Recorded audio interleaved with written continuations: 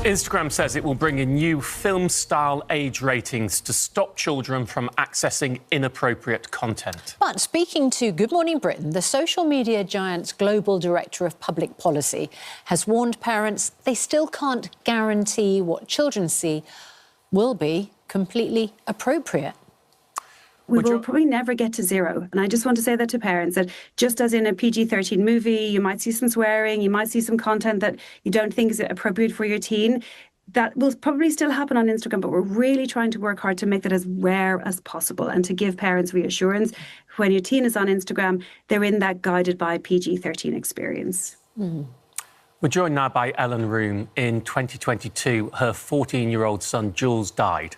She believes he was attempting a social media challenge on TikTok. Since then, Ellen has been campaigning for more to be done to protect young people online. And in San Francisco is Meta whistleblower Arturo Bejar, who says kids aren't safe on Instagram. Well, good morning to you both. Arturo, let's just ask you first, because you used to work for Meta, for Instagram. Why do you think that this new film-style PG-13 setting won't be effective? The last 4 or 5 times they've announced such things, they've made the same claims, that you won't be able to find this content, that you won't see it. And when we tested these things recently, we found you can not only find it, but they recommend it to you. So if you start typing a search query, you can end up in self-harm content. And so, you know, we need independent testing to make sure that these things actually work, because we can't rely on what they say.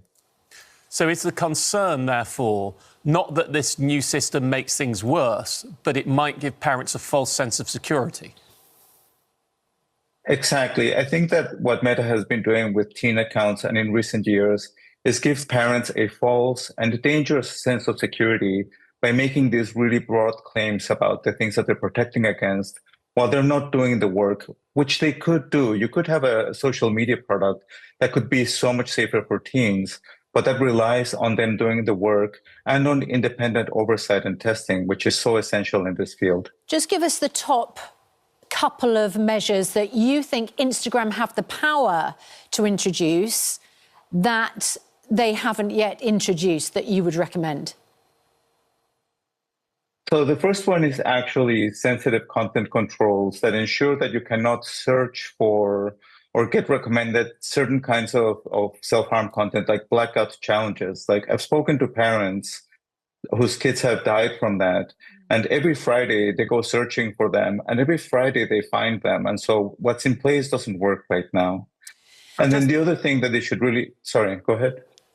What I'd like to understand is, in your view, is this negligence by the social media firms or Instagram in this particular case, that it just isn't doing it well enough? Or is this a deliberate function as it doesn't want to reduce the impact of its algorithm, which is what makes it so usable and addictive, and they're not willing to sacrifice that for protection? Where does this fit on that spectrum in your experience, having worked there? I think it's a deliberate function because there's a willful blindness. Whereas today, for example, it's really hard to report harmful content like the kind we're talking about today. It's almost impossible. And if you can't report it, how can they remove it? How can they deal with it? And so they like saying that they do these things, but the product doesn't work that way. And the product is the ground truth of what we're talking about. Ellen, your son Jools died back in April 2022, so 3.5 years ago. And you are still struggling, aren't you, to find out what he had looked at before he died? Very much so. As a parent, you have no legal right to see what your children look at, which I think is ridiculous. He was 14 years old. I want to know what he was seen or what he was fed. You know, we're just hearing, as we all know, that algorithms feed our children this material. And so what was he fed that made him do something strange? Or who was messaging? Was it blackmail? Was it some sort of sextortion that's become so popular these days, particularly with young boys? Yes. I just don't know. And the particular platform was TikTok that you were dealing with. Is that do you think there's a commonality that that's across all social platforms, or was this specific to TikTok? Very much so. And hearing what the person just said then, I know of a huge amount of bereaved parents that spend their time looking for harmful things. I reported something to TikTok last week. It was I mentioned this yesterday to somebody, and they said, you actually ought to say what it is. So it was so violent. It was a schoolgirl being punched in the head, and it was so graphically violent that it actually made me feel sick while reading it, watching it, trying to find the report button, and it came back with no violation. And I thought, how can you have something like that says no violation? And I stupidly didn't screen record it because I've now not got a record of what I've seen, so I started, but I didn't actually want it on my phone. It was so repulsive, and I thought, how can they not be removing that? So is that a computer that's saying that that's not violent, it's not violent content? We know children are being fed this.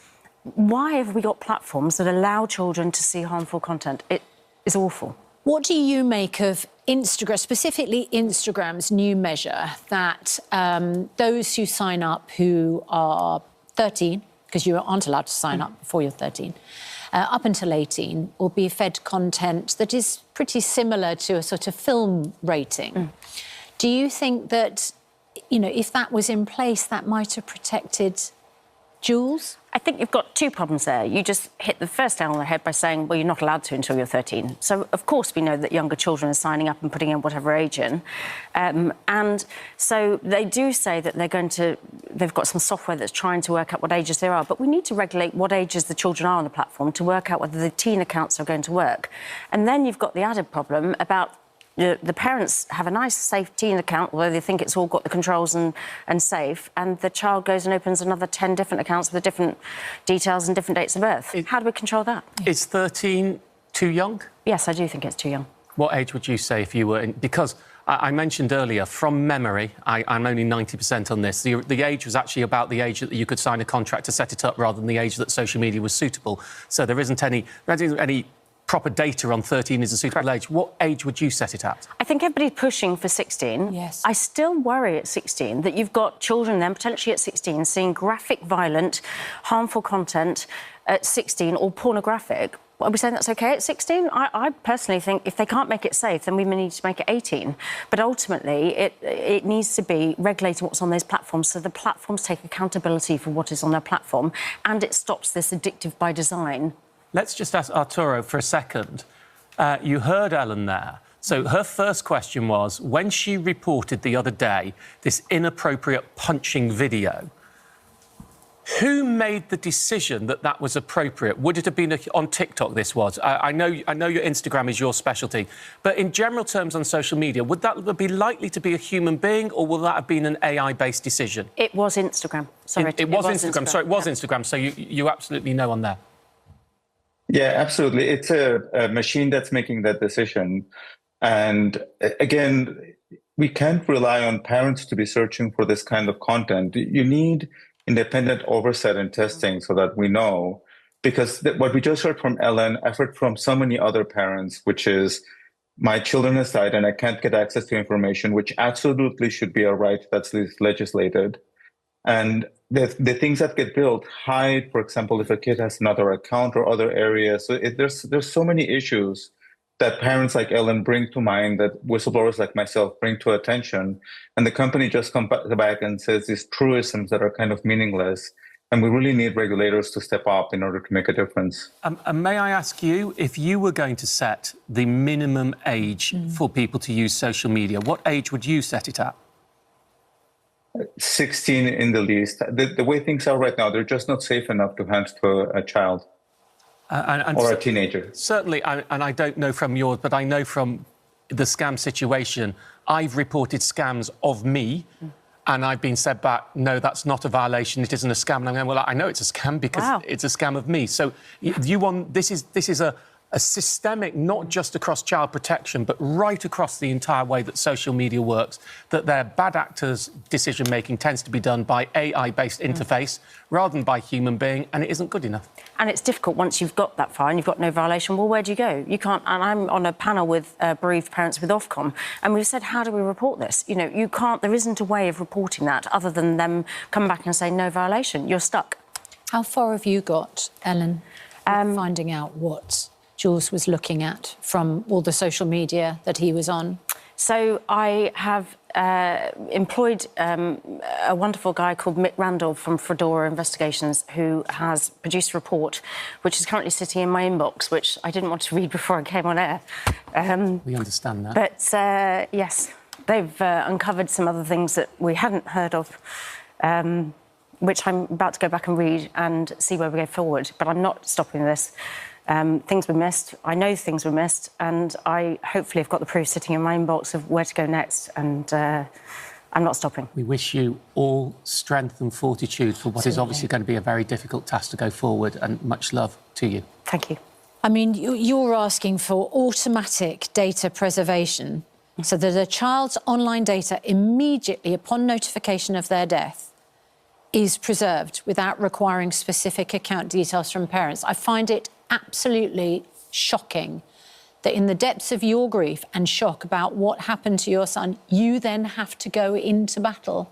I'm not the only parent. I know that I get contacted all the time. In fact, there was one of the police forces that advised her, a bereaved mother last week, to contact me because I would know more than the police.